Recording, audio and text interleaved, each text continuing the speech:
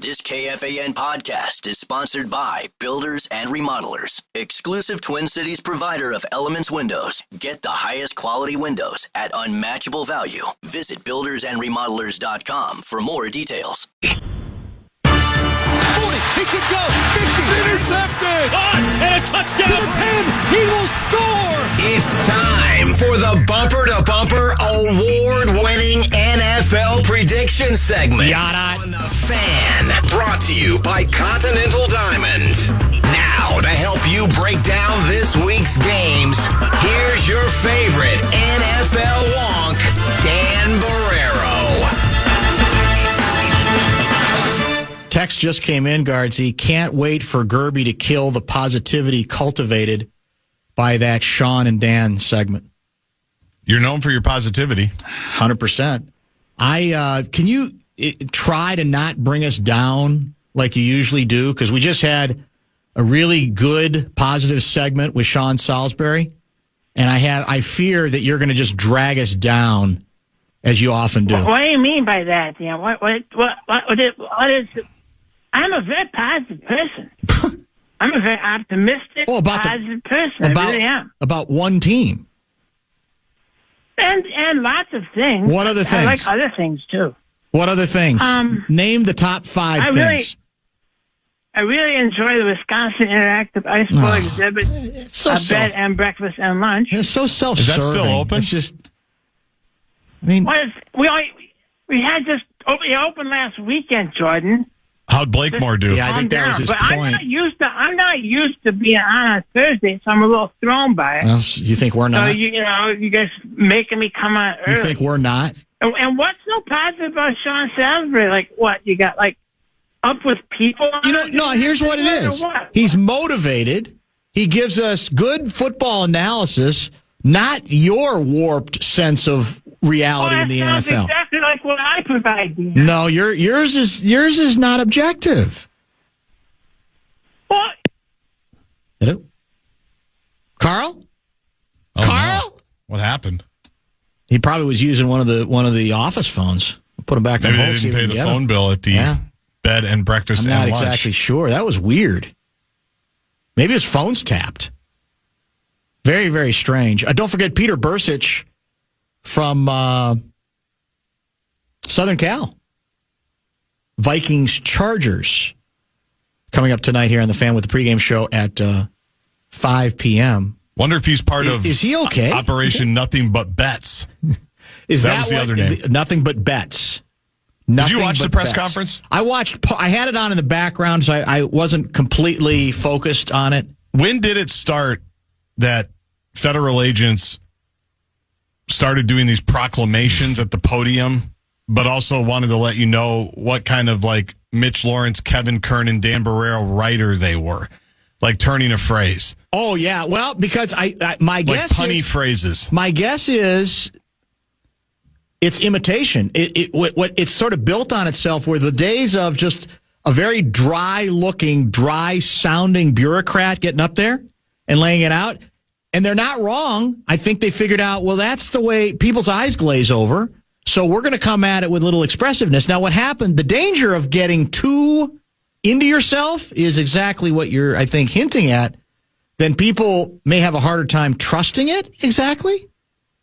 They may say, well, wait a minute. Do you have good info here? Or are you just putting on some kind of a show that indicates you don't really have the goods? That's the danger of...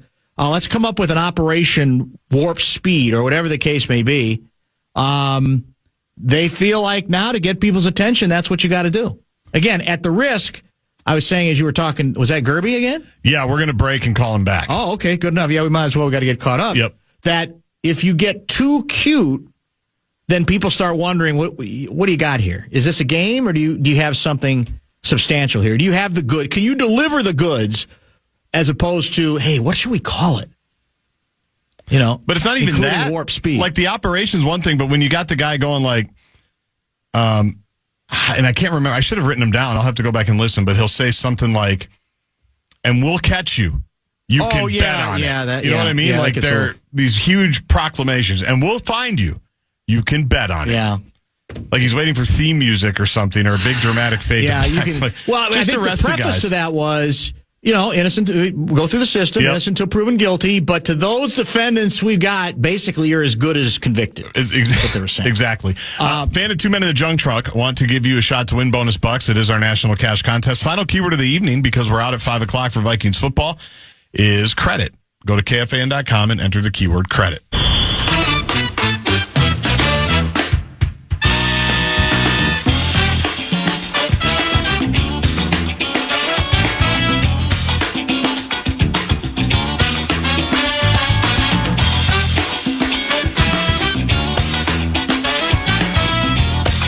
First of all, Carl, we want to establish that you're okay. Is your line tapped? Yeah, I'm fine. Were you using a phone you shouldn't have been on?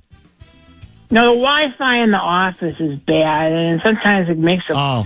So you got to remember, I sometimes forget that I have to turn my Wi-Fi on my phone on. So that's what I did. And not being negative. We got to move fast here because we got your Let's guy, Peter Bercich, at the bottom of the hour. Do you know Pete? Pete Bercich. He's on with Paul Allen on yeah, he's a homo. You think so? Yeah, I think that if you're doing play-by-play, you should be objective. You think so? Like Larry McCarron. You're 100%. Larry's objective. I don't even think you can say that with a straight face, can you, Carl? Of course I can. His nickname's The Rock. Hey, Larry Mondella guy he's got a question for you. Why is he back? As an owner, are you allowed to bet on or against the Packers? It's a lot of betting talk today, as you may know, because of what's the indictments that came down. I think they frown on it, and I don't like that. You're not a big bettor? I like to set the line. I like to give people hints, but I don't like gamble. Where is the 715 area code? Wisconsin.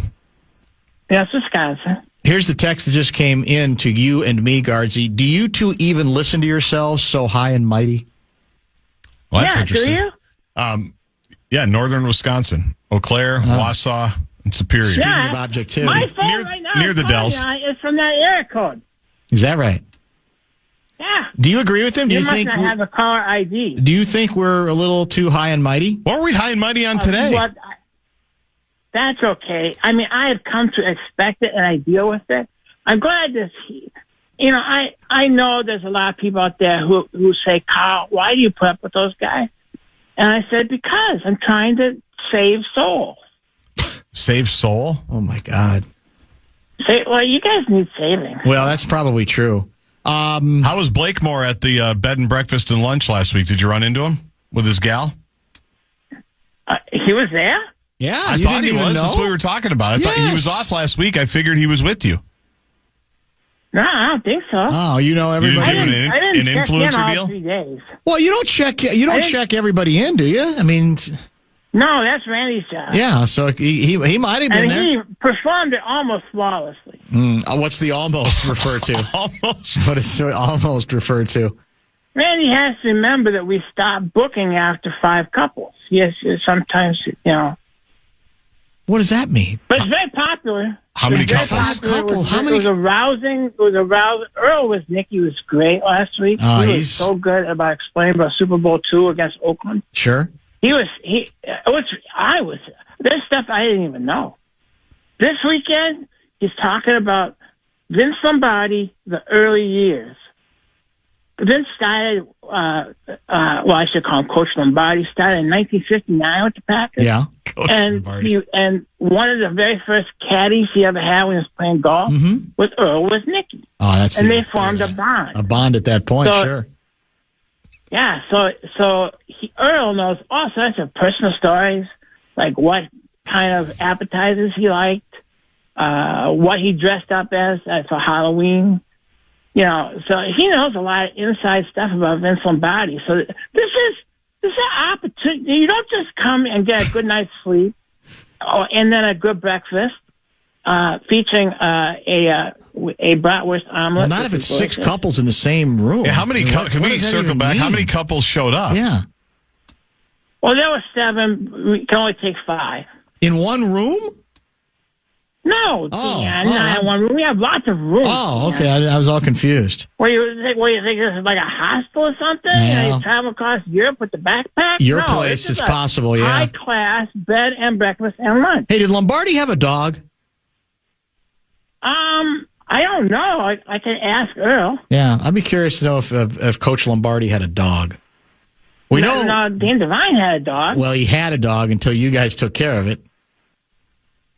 I don't know what you're talking about. I know you don't. You never have. That's an old story. That's a callback. Here's your. Let's talk about football, though. Well, let's do Green Bay it. Packers in first place. Yeah, and I'm 0-6 the last 2 weeks. I'm now at 11-10. Guardsy was 1-2, is 13-8. You were 2-1, Gerby. You are now tied for last or second with me at 11-10.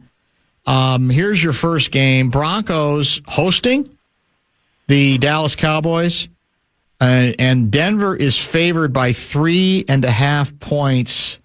I'll go first. I'm not even gonna. Well, I was gonna flip a coin, but I don't even have coins anymore. I'm gonna go with Denver. You know, you can get those at the bank, Dan. You can? I don't like change. I'll go with Denver over Dallas. Gerby, what do you think? What do you think? 3.5. Too many points? Gerby? It's your pick. No, well, here's the thing. Dallas is 1-4 against the spread last 5 games against Denver. So I think you kind of have to take Denver. Guardsy? Denver is not good. They're having these big comebacks. Their teams are absolutely handing them games somehow, some way. The bloom is off the rose at home. He scored this 33 points in the fourth quarter. If the Vikings did that, you'd crown them. I don't know if I'd crown them. Yeah, okay. Jordan. I don't think I would crown them. All right. So I think this is taking good. Dallas? Maybe not close. to win, but Too close. like a 27-24 type win. All right. Second game, Green Bay. You're allowing Green Bay this week, huh? Well, it's a good matchup. And there's not a lot of good games, and this is kind of a surprising one. This is A-Raj as the member of the Steelers First place.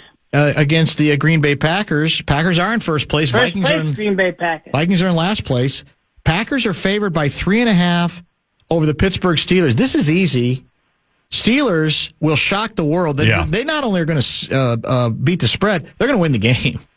They're going to win the game. Rodgers is going to outplay your quarterback, Jordan Love, to such a degree that you're going to be regretting ever letting A-Raj go.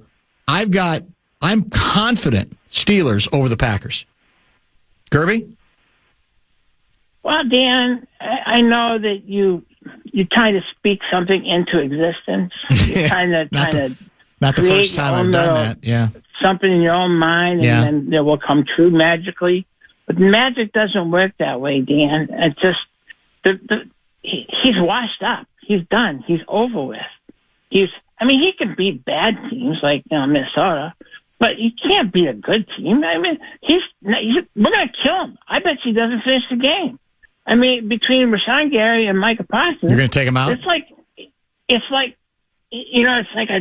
a vice draw where there's clothes. Are you saying there's? Crush you. Are you talking about a bounty kind of a situation?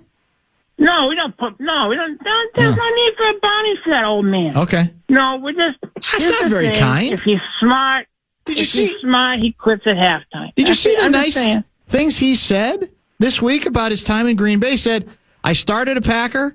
Believe me, when I finish up, I'll finish up in Green Bay too. He couldn't have been more respectful. And you got to reduce him to this old man. The old man. I mean, he's an old guy.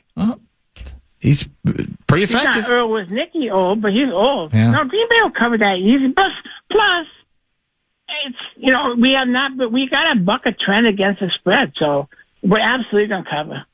Chargers. Steelers are going to win, by the way. I'm sorry. You didn't ask me yet, but they're you. going to win. This is stupid. You're not going to be home underdogs. Jordan Love's going to throw 2 stupid picks. Rodgers is going to be 18 of 22, and the Steelers are going to win. I mean, it may be 18 for 22 for like 98 yards, yes, but at least they'll keep it going. Exactly right. Chargers are favored by 3.5 now against the visiting Minnesota Vikings. The Vikings do not deserve to be picked.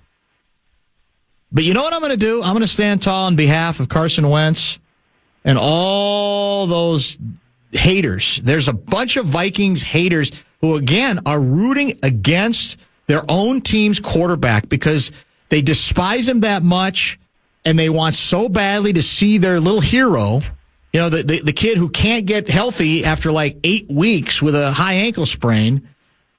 Vikings are going to shock the world. It's 3.5. They're going to beat the Chargers, and Carson Wentz will play his best game since coming to the Minnesota Vikings. Gerby? Well, I know what you want me to say. You want me to say that Minnesota's the last place team and is going to lose. They got to go West Coast. Well, they are a last place team. They're a last place team. All that stuff. And they've got a bad quarterback, and they're afraid to play the rookie. Well, he's not a rookie. No, second-year player. Yeah. I know, but here's the facts, Dan. Minnesota's actually 5-1 against the spread in the 6 times they played the Chargers. Yeah, but how many years does that go back? That's a meaningless stat. Dan Fouts was the quarterback. Yeah, no, not at all. And Tommy Kramer. In the last 5 games, the Chargers are 1-4 against the spread. Yeah, well, they're not playing very well. 1-4. So the Chargers are nothing that you. So I'll also take that 3.5. I don't think Minnesota's going to win, but I think they cover. Yeah, I think they'll cover too. We see the Aaron Jones nugget. He's back. He's back, baby. What difference does it make? We're only going to run the ball 6 times. He used to be pretty good. At least the 4 carries he gets won't be Xavier Scott. Yeah, who I liked in preseason. Well, he reminds me of Kyle Rudolph. He goes down at the first time. Right. Great story. I'm glad he's on the team. I saw him. You know who he reminds me of? Who?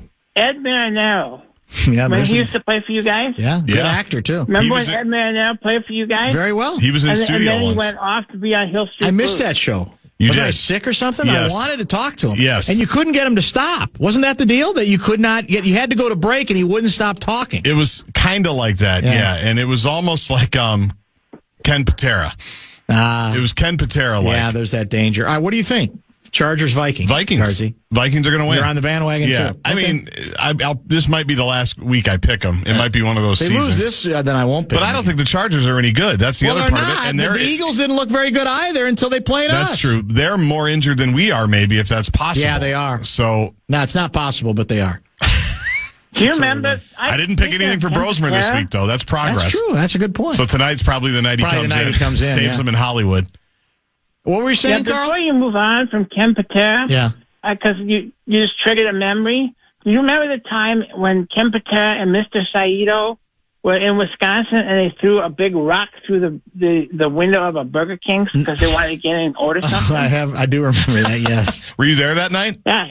Well, Ken Patera wanted it his way. He got it. He got it, yeah. That's Burger King for you. Was that near the Dells? All right, well, we're going to be in first place again, and you're going to be in last place again.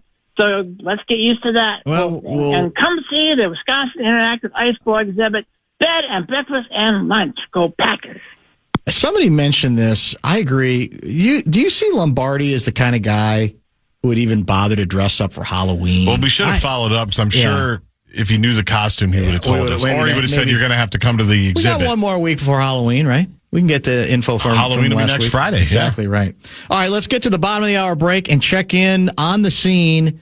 SoFi Stadium, correct? You got it. Chargers, Vikings. Peter Bercich is there. We'll check in with him. He'll be in the press box when we convene next.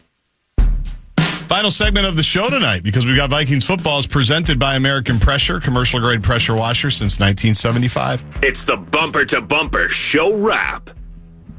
Interesting. So this will be our second. Tomorrow we'll have our second edition of Vikings Talking Points in the same week. We sure will. That's rare. Not unprecedented, but rare.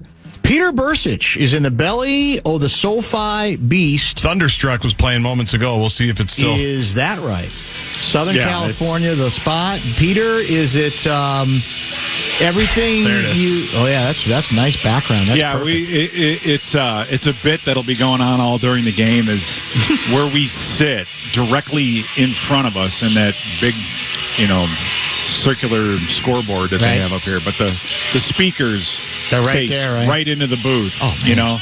And they're now listen to their announcer. Here we go.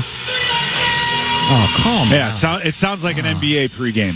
I thought this was supposed to be laid back Southern California. I mean, what's going on here? No, it's the complete opposite. Yeah, it's California. Opposite. It's hype. All right, Bercich, what do you want to see tonight? What do we need to see tonight? I mean, everybody told me Eagles week that the Eagles are the most beatable good Eagles team ever, and we didn't beat them. Now everybody's telling me, but we didn't. Correct. Now everybody's telling me the Chargers are even more beatable. So how do we actually beat them? Not just how it looks and how vulnerable they look. How do we go about the business of winning the game? First of all, you got to win the turnover battle. I mean, what's the start right there? I mean, that's really ultimately what killed us last week. Right. The Chargers are it's an interesting bit. You know, they were one of the top defenses in 2024 under Jesse Minter. This year, they started out 3-0, and they've been struggling since 1-3, I believe. And, correct. And you look at what Indy was able to do to them.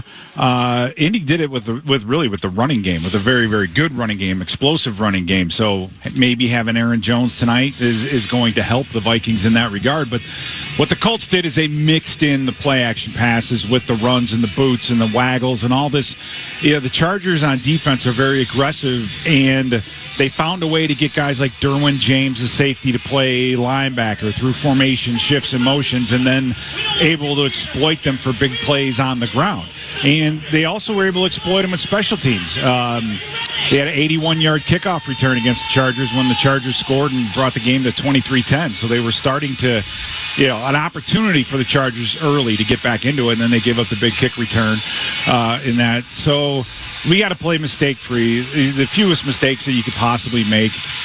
We've got to make sure that Herbert doesn't get comfortable. Yeah. You got to get hits on him. And unfortunately, he's a big man. He can run, he can move, he can do all that. But you have to get pressure. They don't have much in the way of a running game. They were the number 2 play-action offense in the league last year. And that play-action passing game is kind of evaporated because they don't run the ball very well. They've got a guy that they cut from training camp, in Vidal, who knows who else the other running back's going to be. I mean, we're going to be looking at the waiver wire an hour before kickoff to figure out who the backup running back is going to be. So they're going to go 10 personnel, probably throw the football around. I don't know. We'll see. But what a bizarre time, bizarre matchup. Thursday night, short week, 2 beat up teams. Are they going to get their Joe Alt and Trey Pipkins back? We don't know. We're going to see about that. That may help them a little bit. But they do have one of my favorite players, though. I'll have to say this, Dan. Have you ever heard of Scott Matlock? Oh, who hasn't? You kidding me? Scott Matlock, the 6'4", 296-pound fullback. Ooh, that's big. Never seen him play. I mean, I've seen him on film a little bit. How much does he weigh? 200. He's a Diet Coke from 300. And that's one of the things I love about the NFL. I just love guys who are freakishly whatever physically.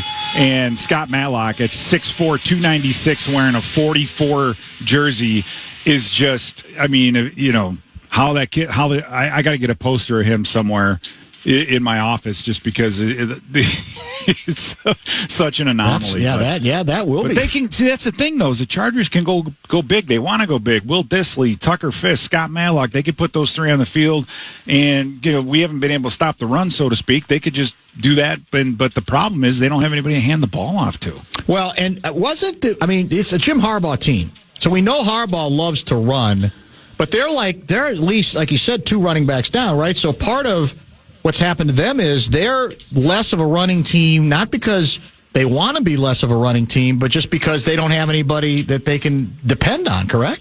Right. They've passed the ball 67.8% of the time this year in 2025. Yeah. Second highest in the NFL and 10% higher than any Harbaugh team of any time. They go 10 personnel more than any other team in the league. 70% of Herbert's passes are 0 to 9 yards. I mean, it's like they're using the short pass to substitute for the running game, which is smart. I mean, that's just what they do. But it's hard to believe that Greg Roman, a former offensive coordinator for the Baltimore Ravens, is throwing the football 70-some% of the time. But will that continue? I don't know. It depends on how healthy the Chargers are going to get, and I don't think they're getting anybody back at running back that's going to save the day. So this may be. I mean, they have 4 receivers with 30 or 300 or more yards. 4. Wow. Not just 1, not just 2, but 4.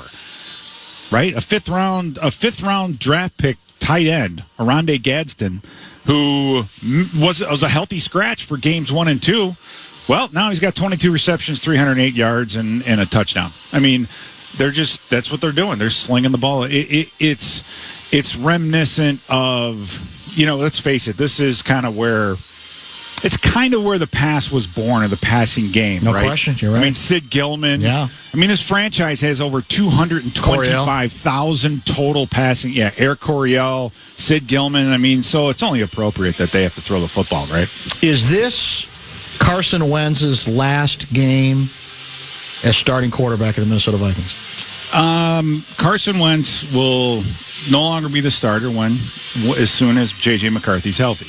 I mean, that's just how it is. I mean, we drafted J.J. number 10 overall because he's going to be the starting quarterback. So until that time, Carson Wentz, he'll be the quarterback. So once J.J.'s healthy, it's going to be his team again. And, after this game, you'll have 10 left this season, which is crazy, right? 10 left at least, if not, if you don't make the playoffs. But you've got to figure out what you have in J.J. He's got to start developing, and you got to start getting some mileage out of him and get him out there week after week after week. So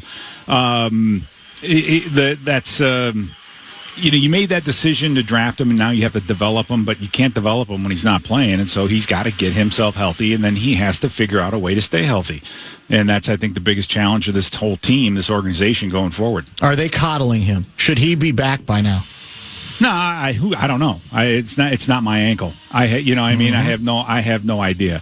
And I know there are people, the fans, the Viking fans, just you're going to fall into 2 categories, right? There's going to be people that like Wentz, love Wentz, and then the people that hate him. Well, when Suze McCarthy starts playing, there's going to be some people that say, give him a chance, he's going to be great, and the other group's going to say he's never going to work. I mean, you're going to fall in one camp or the other, and there's there's nothing we can say, Dan, that's going to sway anybody. No, not at this point. In that regard. And so just because you don't have your guy out there at quarterback, there's going to be this back and forth, and it's kind of a waste of time. And again, J.J. McCarthy, think about it, J.J. McCarthy is going to be the quarterback when he's healthy. That's just the bottom line. You picked him at 10, right? You only had 2.5 years on the first 4 years of his deal.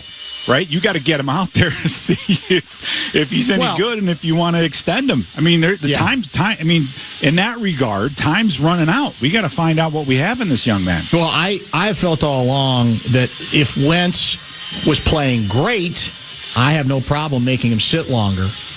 But if he's not, then you make the move back, and I think that's what's happened here. Wentz has come back to the pack enough where, you're a guy who used to coach. I just think coaches want to win, and if they think they've got something going, I think they stick with it. I think we saw last week there's enough inconsistency and some bad mistakes he was making that make it pretty easy to say this is the end of the run, and then we'll go back. We'll find out about the kid. We don't know about him, but we got to find out about him because the guy who was playing isn't dominating to the degree that then a coach has a decision to make. So I think the beauty of this is, going to look at it that way, nature has taken its course in this regard.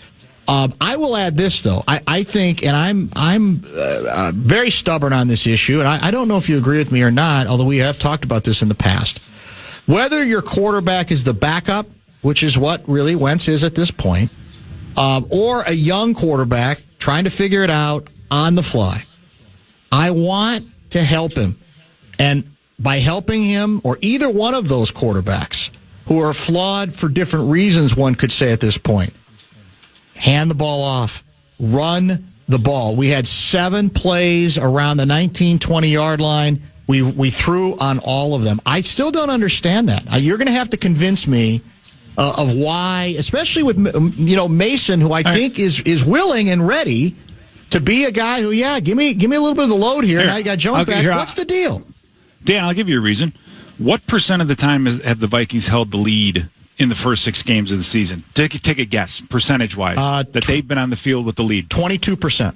15. Okay, all right, even worse. Third lowest in the NFL, behind Tennessee and the New York Jets. Ooh. So the score affects your play calling. Any play caller, defensively or offensively, the score affects what you're calling and what you're doing. When you're behind 85% of the time, you don't always have the patience, nor the time, nor the ability to run the football. So that's a huge reason why that exists. I mean, in Cleveland, we were able to run the football, and that was when we were down. But we had four new offensive linemen, but the game was close, and we were able to, dedicate a little bit of time to the running game. And I think that it's going to. I mean, here's the interesting part: if you look at Carson Wentz by wins and losses, right? In the games that he's won, he's averaged 204.5 yards per game. In the losses, 331. Yeah.